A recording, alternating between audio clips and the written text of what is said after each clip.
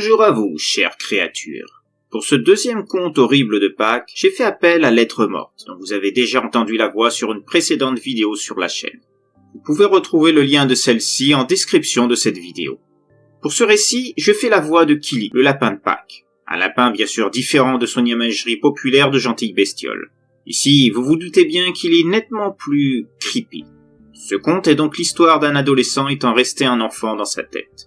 Une forme de dégénérescence qui lui fait voir la vie avec des yeux pleins d'innocence et ne parvenant pas à faire la différence entre bien et mal. Un fait qui va le faire plonger dans la folie meurtrière sans qu'il en ait conscience. La faute à un ami imaginaire qu'il est seul à voir et qui se présente comme le lapin de Pâques.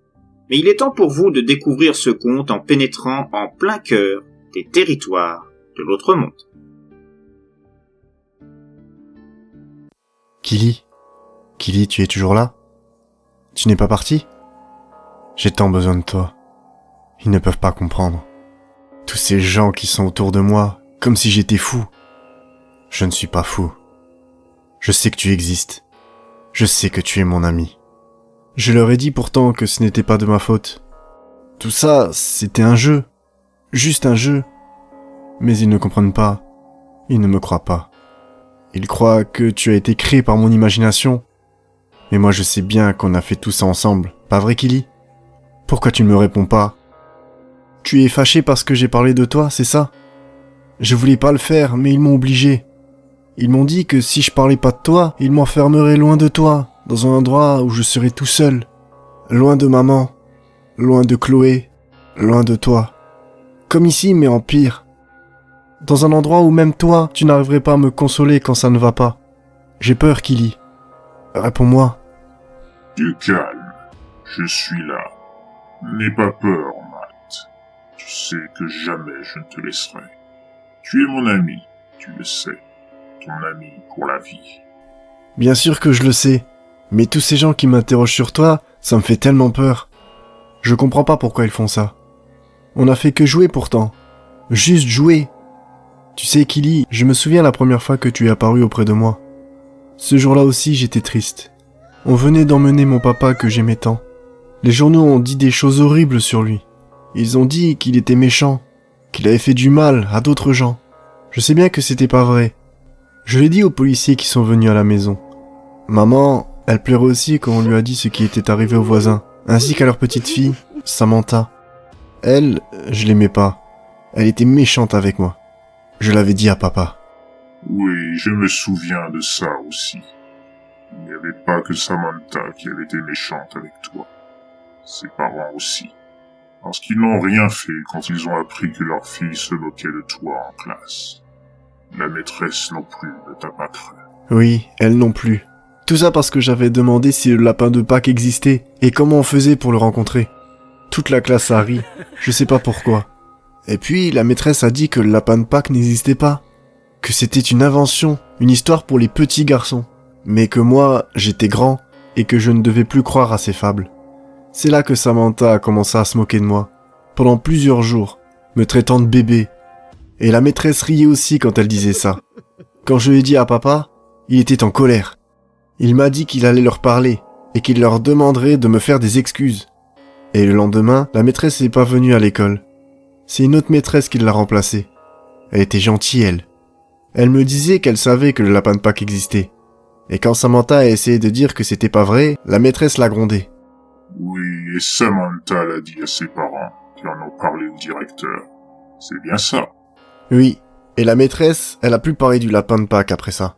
Elle évitait de répondre à mes questions. Je sentais bien qu'elle osait pas. Et Samantha ricanait en voyant ça. Ça aussi, j'en ai parlé à papa. Et le lendemain, Samantha est pas venue à l'école. Le directeur a essayé d'appeler ses parents, mais personne ne répondait au téléphone. Alors, il a appelé la police. Et c'est plus tard que les policiers sont venus à la maison et ont mis les menottes à papa. J'ai pleuré tellement fort. Je voulais pas qu'il soit emmené. Maman m'a alors amené dans ma chambre. Elle m'a dit que papa ne viendrait plus à la maison pour un très long moment, parce qu'il avait fait quelque chose de très mal.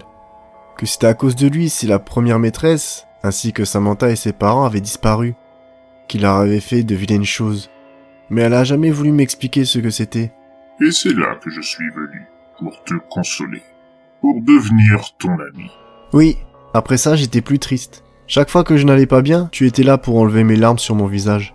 On jouait à plein de jeux. J'ai voulu parler de toi à Chloé. Je l'ai fait venir dans ma chambre pour qu'elle puisse te voir. Elle avait l'air si contente quand je lui ai dit que le vrai lapin de Pâques était devenu mon ami et qu'il était dans ma chambre. Mais quand elle est venue, elle ne t'a pas vu. Elle a cru que j'étais un menteur. Et pourtant, tu étais là, juste devant elle.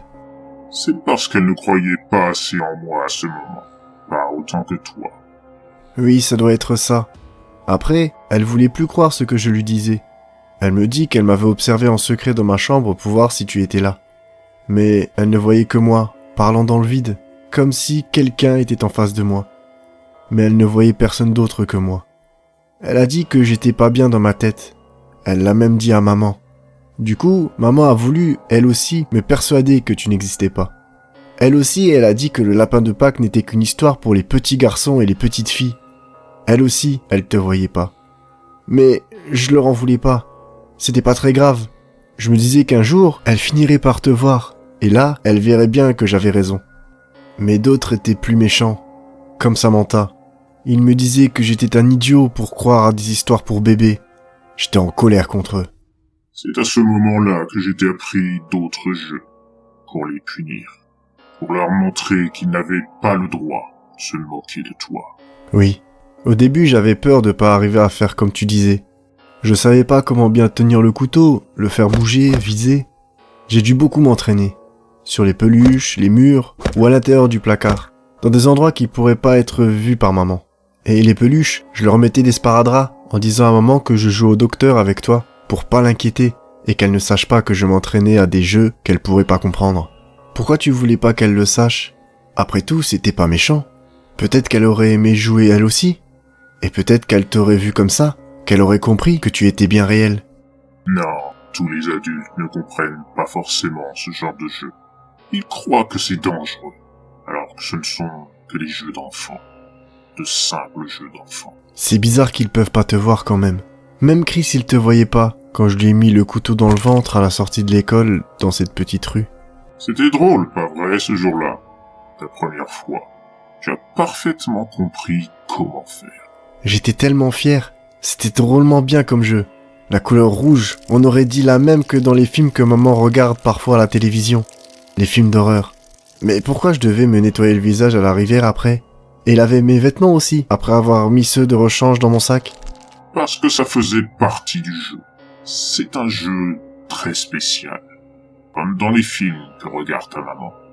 Il ne fallait pas que les autres devinent trop vite que c'est toi qui avais puni tes camarades. Sinon, ça aurait été moins amusant. Je comprends. C'était pareil pour les autres aussi, mais avec d'autres méthodes. D'autres outils. C'est comme ça qu'on dit? C'est tout à fait ça. Différents outils pour différentes punitions. Pour éviter qu'on devine qui est le coupable. Comme dans les films. Pour brouiller les pistes. Et éviter que le jeu se termine trop vite. Oui, c'est logique. Mais pourquoi c'était toujours pendant la période de la semaine de Pâques qu'on jouait à ce jeu? On aurait pu y jouer les autres jours de l'année? Non, si on joue trop souvent à ce jeu, il se termine trop vite. Et c'est important que ça dure longtemps, n'est-ce pas? Les autres jours de l'année servaient à te perfectionner, à prendre plein d'autres méthodes pour le jeu, plus d'autres jeux plus classiques, pour occuper tes journées. Ah, d'accord. Mais pourquoi on montrait les visages de ceux avec qui j'avais joué à la télévision? En plus, c'était que des photos où ils fermaient les yeux, et il y avait des images de policiers et des lumières de voitures de police aussi. Ça, c'était parce qu'ils étaient de mauvais joueurs. Ils trichaient pour qu'on leur donne des indices pour te trouver, et finir le jeu plus vite. C'était pas très gentil de faire comme ça. J'aime pas les tricheurs. Maman m'a dit que ceux qui trichaient, ils allaient pas au paradis. Ils allaient en enfer. Moi, je veux pas aller en enfer. J'ai vu des images dans des livres, ça fait peur. Il ne faut pas avoir peur de cet endroit, ni croire ceux qui en parlent en mal. Crois-moi, je connais bien cet endroit. Je suis sûr que tu aimerais beaucoup y aller. C'est très amusant là-bas. Tu en parles comme si tu y allais souvent. Maintenant que tu me dis ça, ça me donne envie de le voir de près, l'enfer. Si tu dis que c'est un bel endroit, alors c'est que c'est vrai. Parce que toi, je te fais confiance. Je sais que t'es pas un méchant, et que tu mens pas. Tu as toujours été gentil avec moi. Tu m'as appris ce jeu très drôle. Je me demande si papa ira un jour. Ton papa ira certainement tu peux en être certain. Et toi aussi, je suis persuadé que tu pourras voir toutes les merveilleuses choses qu'il y a là-bas. Ça ne devrait plus tarder d'ailleurs. Le jeu est presque terminé à présent. Oui, mais c'est parce que j'ai fait des erreurs ou que les policiers ont triché, pas vrai? Sinon, le jeu aurait pu durer plus longtemps. Ils m'ont montré toutes les photos des méchants qui ont servi au jeu. Ils m'ont demandé si c'était papa qui m'avait montré comment faire. C'est là que j'ai été obligé de dire que c'était toi qui m'avais appris le jeu. Ils ont fait une drôle de tête quand j'ai dit ça. On aurait dit qu'ils savaient pas que c'était un jeu. Même maman. Elle pleurait d'ailleurs. Ça m'a fait de la peine. Tu crois qu'elle était triste parce que j'ai perdu le jeu? Tu n'as pas encore totalement perdu le jeu. Tu as toujours le petit canif que je t'ai demandé de garder dans le revers de ta manche? Oui, je l'ai placé bien comme tu m'as dit, pour pas qu'on le trouve. Et j'ai bien limé la lame pour qu'elle soit bien tranchante. Alors c'est vrai, le jeu n'est pas terminé? J'ai pas encore perdu? Comment je dois faire alors? Ne t'inquiète pas, tu vas vite comprendre. Tu es très doué ce jeu, exactement comme l'était ton père. Avant toi, c'est à lui que j'ai appris ce jeu, quand il avait ton âge. Dommage qu'il ne m'ait pas écouté, quand il a pris la décision de te venger de ceux qui t'avaient fait du mal, sans prendre toutes les précautions requises. Pourtant, il avait toujours suivi ce que je lui disais avant, et il ne s'était jamais fait prendre. Mais il a manqué de prudence en apprenant qu'on s'était moqué de toi. Tu étais sa faiblesse. Papa aussi a joué à ce jeu? Mais alors, c'est parce que papa ne pouvait plus jouer que tu es venu vers moi et que tu me l'as appris à mon tour? Pour que je continue ce qui n'avait pas pu continuer? C'est tout à fait ça. Je suis apparu à ton père il y a bien longtemps, quand il avait à peu près ton âge. Toute sa vie, il a joué à ce jeu avec moi. C'est grâce à moi qu'il est devenu le tueur de Pâques. Grâce à moi que tu as pris la relève brillamment toutes ces années. Ton papa était un peu plus doué que toi. Il a fallu longtemps avant qu'il perde le jeu. Mais si tu fais bien ce que je te dis, tu peux encore faire mieux que son score de 34 points. En seulement 7 ans de jeu, tu as déjà à ton actif 17 points. C'est très bien. Attends le bon moment. Ta policier t'emmènera vers le camion dehors, pour aller dans l'endroit où tu ne veux pas aller. Et là, en utilisant ton canif, tu pourras continuer le jeu. Super, j'ai hâte de continuer. Mais dis-moi, je peux te demander quelque chose? J'ai remarqué un truc depuis tout à l'heure. Chloé, elle a l'air de te voir à travers la vitre. Depuis un moment, elle fixe pile où tu te trouves. Tu penses qu'elle croit en toi maintenant? Oui, je pense que très bientôt, elle aussi, elle pourra jouer à son tour.